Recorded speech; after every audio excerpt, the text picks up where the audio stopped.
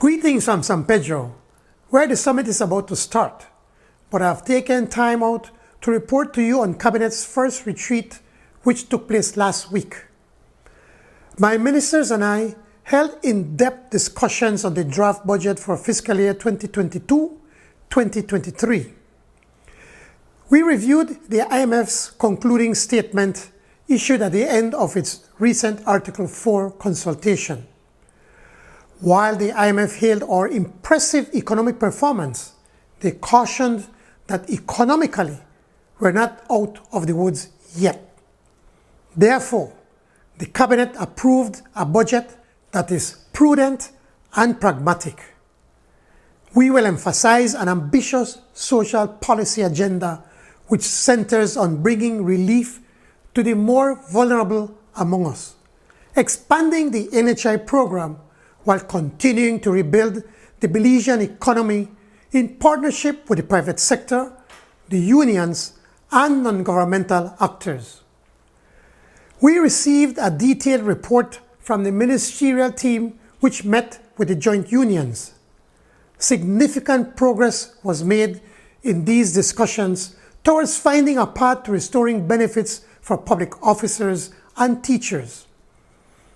After careful deliberation, Cabinet has settled our position on these matters, and we will inform the unions of the elements of that position, which includes much-needed pension reform. More importantly, we believe we have found a workable compromise, which includes restoring the full 10% to public officers and teachers. On COVID-19, the Cabinet has decided that it is time to rebalance responsibility in the fight against COVID-19.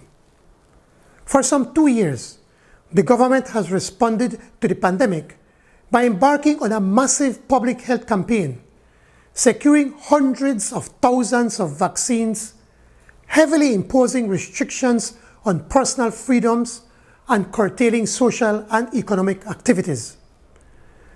The Cabinet has decided that the time has come to restore personal and economic freedoms while encouraging everyone to act responsibly.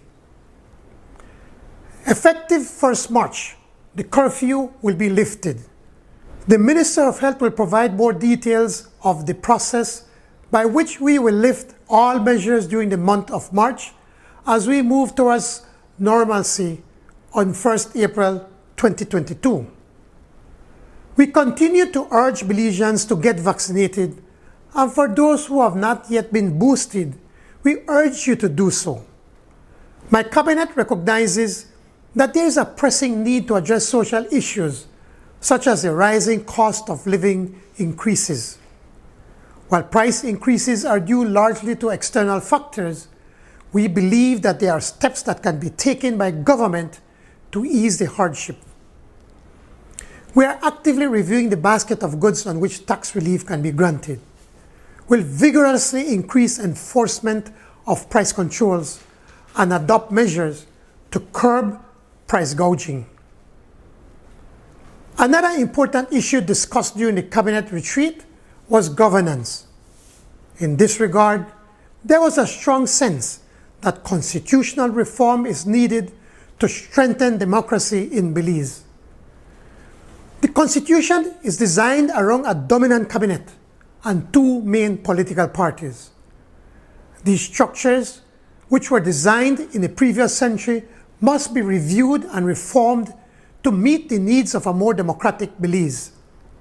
To this end, a People's Constitutional Commission will be appointed to undertake this major task of constitutional reform and is expected to complete its work in 15 months.